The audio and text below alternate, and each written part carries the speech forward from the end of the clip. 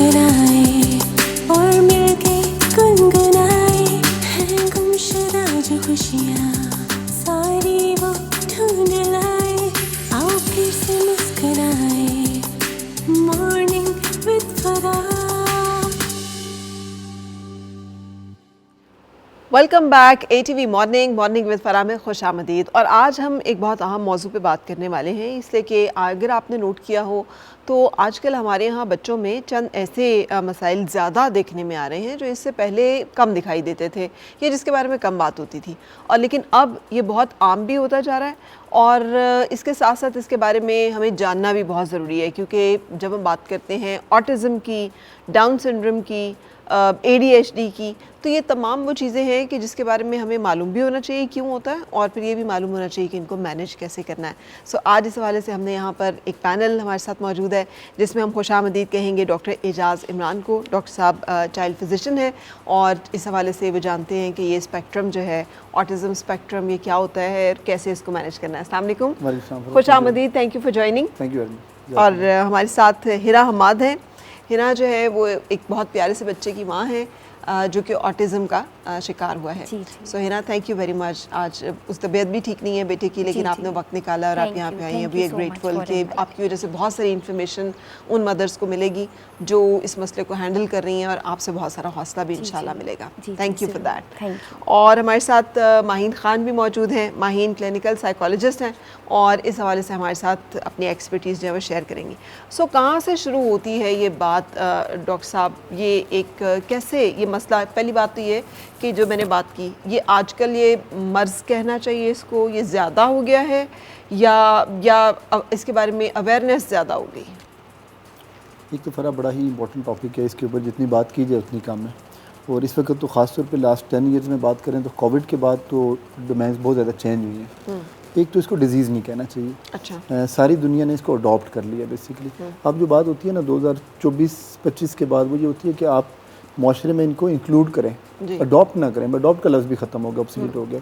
2025 में दुनिया में बात की जाती है कि आप इन बच्चों को इंक्लूड करें माशरे में और इसको एज अ डिजीज़ ना लें, क्योंकि there are lot of people in the world के जिन्होंने बड़ी मेजर अचीवमेंट्स की हैं। They are autistic, they have ADHD, they have Down syndrome. Scottish singer हैं Susan Boyle, she lived 64 years, she was autistic.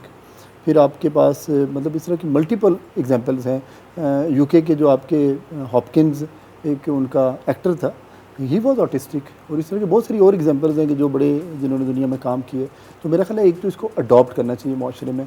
अच्छा, अब नया कॉन्सेप्ट जो है वो ये है कि बच्चों को हम नॉर्मल स्कूल्स में आहिस्ता आहिस्ता इंगेज करें, ताकि वो जो फैमिली पे प्रेशर है और बच्चों पे एक प्रेशर होता है वो भी थोड़ा सा रिलीफ हो।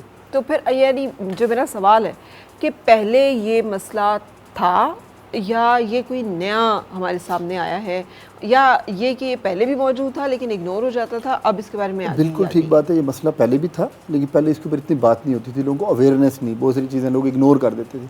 अभी भी अगर बात करें, जैसे अभी माहीन है और इकरा, ये आप खुद बताएंगे, बहुत सारे लोग अडॉप्ट ही नहीं करते, इसको एक्सेप्ट ही नहीं करते। हाँ, लेकिन कोविड के बाद थोड़ा ये बड़ा ज़रूर है, क्योंकि देखें जो ऑटिज़म स्पेक्ट्रम डिसऑर्डर है इसके 2-3 फैक्टर्स हैं। एक आपका जेनेटिक है, वो तो आप चेंज नहीं कर सकते, ठीक है। उसमें हम जो एडवाइस कर सकते हैं वो ये कर सकते हैं कि आप ख़ानदान से बाहर शादियां करें। लेकिन अगेन अगर हम जेनेटिक्स की बात करें तो एशिया में हमारे जीन्स तो एक ही हैं, ठीक है। यानी कुछ एनवायरमेंटल है। इसका मतलब है कि ये मसला नया नहीं है, पुराना है, लेकिन अब ये ज़्यादा बढ़ गया है। कुछ एनवायरमेंटल फैक्टर्स हैं उसकी वजह से बढ़ गए, ठीक है। हम जैसे उसके बारे में, स्क्रीन टाइम और ये चीज़ें। जी ठीक है। आपको ये कैसे मतलब जब मैं आपसे बात करूँगी, है ना, अपना एक्सपीरियंस कैसे बयान करेंगी कि क्या हुआ? Was it a normal pregnancy जो आपकी थी? जी थ्रू आउट जो था मेरा टाइम बिल्कुल ठीक था। लाइक डेवलपमेंटल माइलस्टोन्स मेरे बच्चे ने बिल्कुल ठीक अचीव किए थे। और ये आपका पहला बेबी है? जी ये मेरा फर्स्ट बॉर्न है। But when it came to speech, तो स्पीच का जब टाइम पीरियड था, मुझे भी बिल्कुल आइडिया नहीं था कि व्हाट इज़ ऑटिज़म। ये मेरे लिए वर्ड बिल्कुल एक न्यू वर्ड था। तो मैं डॉक्टर्स के पास लेके जाती थी, मल्टीविटामिन्स उसको देती थी कि स्पीच डिले है। बट जब मुझे ज़्यादा अलर्ट इसलिए हुई कि कोई सिंगल वर्ड भी नहीं आ रहा, तो फिर मैंने इसका प्रॉपर एक डायग्नोसिस करवाया और उस डायग्नोसिस में इसको आया ऑटिज़म। तो फिर I started reading about them कि व्हाट इज़ ऑटिज़म क्या है, इसके रेड फ्लैग्स क्या हैं। एक्चुअली मेरा बेटा उसमें नेम रिस्पॉन्स भी था, उसका आई कांटेक्ट भी था, उसकी स्पीच भी फर्स्ट वर्ड्स आए थे कुछ मंथ्स में, लेकिन वो रिग्रेस हो गया था। जब वो रिग्रेस हो गया तो that was alarming for me कि वो रिग्रेशन क्यों आ रहा है, उसके वर्ड्स जो थे 1-2 वर्ड्स पे था वो क्यों नहीं आ रहे। तो फिर उसके बाद मैंने प्रॉपर इसका डायग्नोसिस लिया और he was 2.10 years old when I started his therapies. और early intervention is the best for autism के। अर्ली इंटरवेंशन जो है वो बेस्ट है। 2 to 5 years का जो बच्चा है हम लोग उसको बहुत अच्छे से मैनेज कर सकते हैं। सही। तो कुछ जब आपने ये सारी हिस्ट्री डॉक्टर्स के साथ डिस्कस हुआ सब, तो कुछ इस पे बात हुई कि ये मसला मतलब क्यों हुआ, क्या वजूहात हो सकती हैं? स्क्रीन टाइम मेरे केस में स्क्रीन टाइम एक मेजर रीज़न था। आपका स्क्रीन टाइम या बच्चे का स्क्रीन टाइम? उसका बहुत ज़्यादा एक्सपोजर था स्क्रीन टाइम पे। 2.5 साल के बच्चे का? जी 2.5 साल के बच्चे का बहुत ज़्यादा एक्सपोजर था। उस टाइम पे मुझे भी आइडिया नहीं था कि ऐसा कुछ हो सकता है या कुछ भी अवेयरनेस नहीं थी ना इतनी कि हम पेरेंट्स में। इसीलिए हम लोग इस चीज़ को करना चाहते हैं कि अब जो न्यू पेरेंट्स हैं जिनके बच्चे 1 years के हैं या कुछ मंथ्स के हैं, उनको अवेयर किया जाए इस एक्सपीरियंस से कि जो चीज़ हम गुजरे हैं जिन चीज़ों से। हमें अवेयरनेस नहीं थी कि हमने स्क्रीन देनी है या नहीं देनी, या हम लोग अपने काम में बिज़ी हो गए। वही आई वॉज़ हाउस वाइफ, तो घर के कामों में बिज़ी, कुछ ना कुछ करते रहना और बच्चे को बस स्क्रीन दे देनी कि वो लर्न कर लेगा। ठीक है। बट आई वॉज़ रॉन्ग, और ये बहुत ही रॉन्ग एक डिसीजन है मेरा। और बाकी भी मैं पेरेंट्स को अवेयर करना चाहूँगी कि वो कुछ मंथ्स का जो बच्चा है वो अभी उसकी ब्रेन सेल्स जो हैं वो डेवलप कर रहे होते हैं। तो प्लीज़ ये स्क्रीन जो है वो अच्छा, सो आपका जो डायग्नोसिस है दैट वाज स्क्रीन टाइम। जी जी। माहीन, एज साइकोलॉजिस्ट एक बड़ा इशू मुझे अब फील होता है, अब वो पता नहीं मैं सही हूँ कि नहीं हूँ, वो ये है कि लेबलिंग बहुत ज़्यादा हो गई। आप आराम से, जो मैं डॉक्टर साहब से भी बात कर रही थी कि मुझे लगता है कि यार ये जो चीज़ें पहले नॉर्मल कंसिडर होती थी अब वो भी आपने ऑटिज़म के स्पेक्ट्रम में डाल दी हैं। ADHD तो कोई मसला ही नहीं है ना किसी बच्चे को लेबल करना। ज़रा सा बच्चा शरारती है, आराम से नहीं बैठता तो उसके बारे में आ जाएगा ये तो जी ADHD का वो है, तो आपने उसे ऑटिज़म के एक स्पेक्ट्रम में डाल दिया। सो आई डू थिंक कि ऐसा हो रहा है या नहीं? आप समझती हैं कि नहीं अब हमें ज़्यादा पता है तो अब हम इससे ज़्यादा अंडरस्टैंड कर पा रहे हैं? थैंक यू फरा, ये बहुत इंपॉर्टेंट क्वेश्चन है जो आपने किया है। अच्छा, सबसे पहले अगर बात लेबलिंग की करते हैं तो एक चीज़ तो ये कि जो साइकोलॉजिकल डिसऑर्डर है या कोई न्यूरो डेवलपमेंटल डिसऑर्डर है, ये एक बहुत बड़ी चीज़ है। ठीक है, क्योंकि मोस्टली जो साइकोलॉजिकल डिसऑर्डर्स हैं वो ऐसे हैं कि उनकी लाइफ टाइम मैनेजमेंट है, क्योर नहीं है। ठीक है, तो लेबलिंग जो है, इवन जब हम अपना इस फील्ड में भी हम कहते हैं कि लेबलिंग अवॉइड करें, उसके लिए प्रॉपर आपके मेजरमेंट टूल्स हैं, गोल्ड स्टैंडर्ड टूल्स हैं, आप उनके थ्रू स्टैंडर्डाइज टेस्ट हैं, आप उनके थ्रू जो है डायग्नोसिस करें जो भी करना है आपको। ठीक है, मतलब वो ऑटिज़म भी हो सकता है, वो ADHD भी हो सकता है, वो कोई और भी साइकोलॉजिकल इशू या डिसऑर्डर हो सकता है। सेकंड ये कि फिर इसमें माइल्ड मॉडरेट एंड स्वेयर की कैटेगरीज़ हैं, इवन ऑटिज़म में भी हैं माइल्ड मॉडरेट एंड स्वेयर की कैटेगरीज। तो वो हम पेरेंट्स को गाइड करते हैं कि अगर माइल्ड है तो आपको क्या करना है, मॉडरेट है तो क्या करना है, स्वेयर है तो क्या करना है। एंड थर्ड चीज़ ये है कि कभी भी आप किसी एक चीज़ से उसको इंटरप्रेट या लेबल ना करें। लाइक अगर सब्जेक्टिव मेजरमेंट्स होती हैं, ऑब्जेक्टिव मेजरमेंट्स होती हैं, मल्टीपल चीज़ों को आप यूज़ करें, जो भी being a psychologist, being a practitioner, जो भी आप करना चाह रहे हैं, आप उनको मल्टीपल चीज़ों से मेजर करें, देन एक कंसेंसस बिल्ड करें, एक कि आपकी सारी फाइंडिंग्स जो है वो कोहेरेंट हैं, तब हम कहते हैं कि यस बच्चे को ऑटिज़म है या इसको ADHD है। ठीक है, जस्ट 5 मिनट की सिम्टम्स देख के हम नहीं कह सकते। अच्छा, ये बताइएगा आपके हाल में एज साइकोलॉजिस्ट क्या रीजंस हैं जो कंट्रीब्यूट करती हैं इस मसले में? अच्छा, सबसे पहले तो जैसे डॉक्टर साहब ने भी कहा कि जेनेटिक्स जो है वो है। सेकेंडली जैसे इन्होंने अपना एक्सपीरियंस शेयर किया कि स्क्रीन टाइम है। थर्ड जो चीज़ मैं इसमें ऐड करना चाहूँगी वो ये है कि देखें,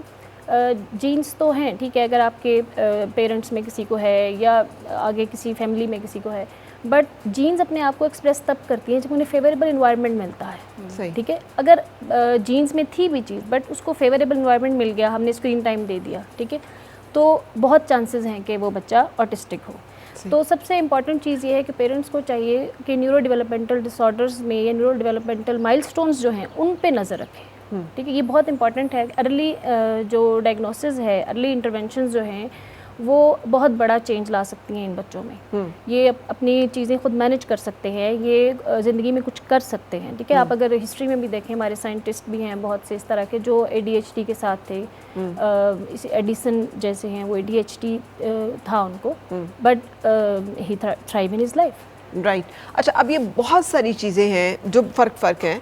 dyslexia is one of them, autism is one of them, down syndrome is one of them.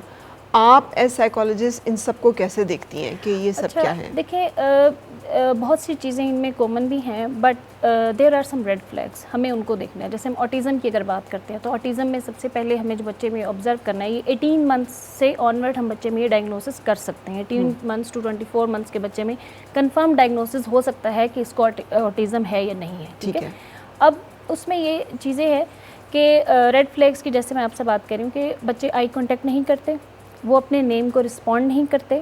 Normal बच्चा अगर वो खेल रहा है, आप उसका नाम उसको बुलाए आवाज़ से, तो वो आपको रिस्पॉन्ड करेगा। अगर आवाज़ से नहीं भी तो एटलीस्ट वो मुड़ के देखेगा कि मुझे बुलाया है किसी। तो ये वैसा नहीं करते। फिर कम्युनिकेशन इश्यूज़ हैं इनमें, स्पीच डिलेज़ है, फिर रिपीटेटिव बिहेवियर्स हैं, कुछ इनवॉलंटरी रिपीटेटिव बिहेवियर्स हैं। जैसे कुछ बच्चे जो है वो हेड बैंग करना स्टार्ट कर देते हैं, कुछ जो है वो हाथों से कुछ फ्लैपिंग करना स्टार्ट कर देते हैं। तो वो ये सारी चीज़ें जो हैं ये रेड फ्लैग्स हैं कि ये ऑब्जर्व करने आपने क्लोजली। फिर आपने डिसलेक्सिया का बताया, डिसलेक्सिया और इसी तरह डिस्ग्राफिया है, इनएबिलिटी टू रीड और इनएबिलिटी टू राइट, ये सारी चीज़ें। बट इसमें भी ये है कि अगर जैसे कम्युनिकेशन डिसऑर्डर्स की बात करें तो ऑटिज़म और कम्युनिकेशन डिसऑर्डर में ये फ़र्क है कि कम्युनिकेशन में बच्चा जो है वो स्पीच डिले है उसका, वो बोल नहीं पा रहा। बट ऑटिज़म में रेसिप्रोसिटी कम्युनिकेशन का मसला है, रेसिप्रोकल कम्युनिकेशन का इशू है। यानी बोल रहा है लेकिन हाँ, मैंने उसको बुलाया, उसने मुझे जवाब नहीं दिया, सही रेसिप्रोकेट नहीं किया ना, उसने मुझे एक आंसर नहीं दिया जो उसका बनता था। सही। तो these are the red flags. इसी तरह ADHD के भी रेड फ्लैग्स हैं कि वो इम्पल्सिव होते हैं बच्चे, उनमें इम्पल्सिविटी होती है, बहुत हाइपर एक्टिव होते हैं, स्लीप जो है उनकी वो प्रॉपर नहीं होती, स्लीप इश्यूज़ होते हैं उनको। फिर वो ईटिंग या कोई स्टोरी टेलिंग में भी वो सेट नहीं कर सकते, वो नहीं बैठते। फिर स्कूल में भी उनके इश्यूज़ आते हैं कि ये बैठ के बच्चा नहीं क्लास में पढ़ता। तो ये सब ADHD के भी हैं कि ये रेड फ्लैग्स हैं जो पेरेंट्स को क्लोजली ऑब्जर्व करने चाहिए। राइट। और बिल्कुल सही। अच्छा डॉक्टर साहब, जो मैंने इस बारे में वो रिसर्चेस देखी, पढ़ी, रील्स भी बहुत ज़्यादा आ रही होती हैं, सोशल मीडिया पे बहुत ज़्यादा इन चीज़ों के बारे में बात हो रही होती है। वहाँ पर ये है कि एक्चुअली ये स्टार्ट हो जाता है प्रेगनेंसी में ही। न्यूरो डेवलपमेंटल डिसऑर्डर जब हम कहते हैं तो इसका मतलब ये कि बच्चे की डेवलपमेंट जब शुरू हुई है उसी टाइम से कुछ ऐसा हुआ है कि जिसकी वजह से ये मसला वहीं से शुरू हुआ। ये मतलब पैदा होने के बाद नहीं ये होता, ये ड्यूरिंग प्रेगनेंसी ही हो जाता है। वो क्या फैक्टर्स हैं जो कंट्रीब्यूट करते हैं? इज़ दिस ट्रू या इसमें कोई सदाकत नहीं है? देखिए फ़रा, जो जेनेटिक्स की बात हुई ना, जैसे माहिन ने भी बात की और आप भी कर रही हैं और आपने कुछ पढ़ा भी है, जेनेटिक्स को डेफिनेटली आप चेंज नहीं कर सकते, लेकिन वही बात है कि जो फेवरेबल एनवायरनमेंट है। अब देखिए फेवरेबल एनवायरनमेंट क्या है। लेकिन डॉक्टर साहब, जैसे जेनेटिक्स, अगर मैं इनसे पूछूं कि फैमिली में कोई इस तरह की थी हिस्ट्री कि आप पीछे जब जाते हैं तो कुछ नहीं, मेरी फैमिली में नहीं थी। आपके नहीं, लेकिन हस्बैंड की साइड पे नहीं, कुछ? हस्बैंड की अब साइड यहाँ जो जेनेटिक्स को हम कंफ्यूज करते हैं ना, जेनेटिक्स डजंट मीन के father and mother. Okay. Genetics mean 5 generations back, 4 generations back, 7 generations back. पर डॉक्टर साहब, कोई पता तो होता है कि हमारी फैमिली में हाँ ये था। देखिए, अगर लेट्स सपोज मैं अपने आप से पूछूं, मुझे दादा के दादा का नाम नहीं पता, तो जब दादा के दादा का नाम नहीं पता तो मुझे उनकी फैमिली हिस्ट्री क्या पता होगी कि क्या था फैमिली में। अगेन ये हर बंदे के लिए ऐसे ही है। अनफॉर्चुनेट ये है जो मैं देखता हूँ एज अ पीडियाट्रिशियन कि we are not serious about the kids. अच्छा। बिलीव टू मी कि मैं देखता हूँ अगर मेरे पास रोज़ 50 मदर्स आती हैं तो उन 50 में से शायद अगर कहें मैं इसके ऊपर स्टडी कोई नहीं है लेकिन मैं अपना एक्सपीरियंस पे बात कर सकता हूँ, 35 वो मदर्स हैं कि दे आर लीस्ट बॉदर्ड कि बच्चों की पेरेंटिंग कैसे करनी है, दे आर लीस्ट बॉदर्ड कि वो सीखें, दे आर लीस्ट बॉदर्ड कि वो पूछें किसी से। देखिए ना, सोशल मीडिया का दौर है, हर चीज़ आपके पास अवेलेबल है। आप इतने बिजी स्केड्यूल में अगर इसके ऊपर लिटरेचर पढ़ सकती हैं तो मेरा अगर बच्चा है, एक मदर है, तो वो कैसे नहीं पढ़ती। If you talk about pregnancy होगी, अब जो 37 वीक्स हैं वो बच्चा तो माँ के पेट में है ना।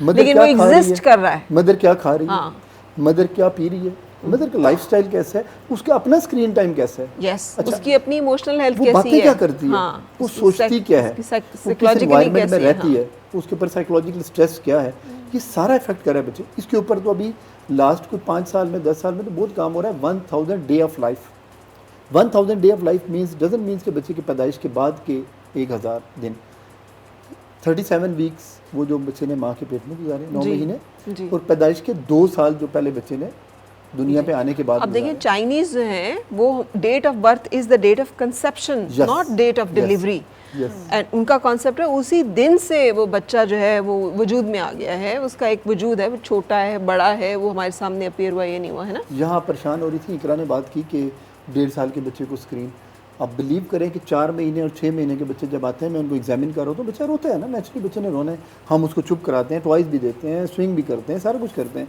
फिर रोता है। सबसे जो पहला टूल होता है अगर आप मेरे से पूछें पेरेंट्स के पास, मोर देन 50% पेरेंट्स मोबाइल निकालते हैं।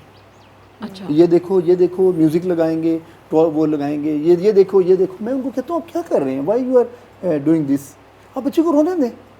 इफ़ इज़ नॉट सेटलिंग, वो आपसे स्वेडल नहीं हो रहा, मेरे से नहीं हो रहा, उसको रोने दें, रोना इज़ वेरी नॉर्मल। हमारे यहाँ प्रॉब्लम यह है कि बच्चे को रोने नहीं देना, मदर को खुद नहीं उसको पता, फादर शोर करता है, बच्चा रो रहा है, भाई नेचुरल सी बात है, आप छोटे आप भी रोते थे, मैं भी रोता था। अच्छा, मैं अपने पेशेंट्स को कहता हूँ, मैंने कहा मेरी मदर से जाके पूछे, वो कहती सारा मोहल्ला सुनता था तुम्हारी आवाज़, दैट वाज नॉट नॉर्मल। अब मैं नॉर्मल हूँ, मुझे कोई मसला तो नहीं है।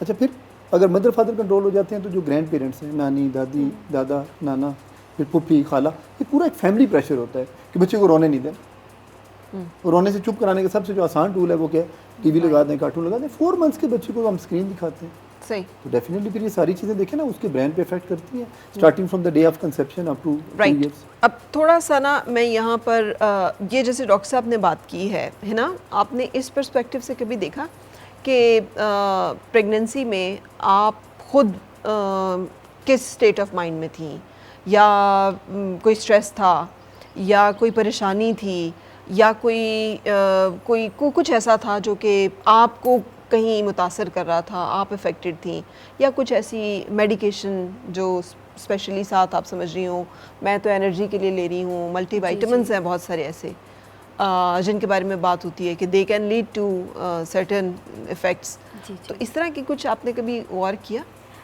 देखिए, Zaid was my first born, तो वो फर्स्ट बॉर्न में आप इतना एक्सपीरियंस नहीं होता, जी एक्सपीरियंस नहीं होता। स्क्रीन टाइम मेरा भी होगा उस टाइम पे, हेल्थ इश्यूज़ इतने नहीं थे मेरे कि मैं कहूँ कि मेरी कोई कॉम्प्लिकेशंस थी, लेकिन हो सकता है जैसे हम आजकल मदर्स डाइट्स ले रही होती हैं, तो उसमें भी वो भी हम लोग एक मेन फैक्टर रखते हैं उस चीज़ का कि हम लोग जंक वगैरह ले रहे होते हैं।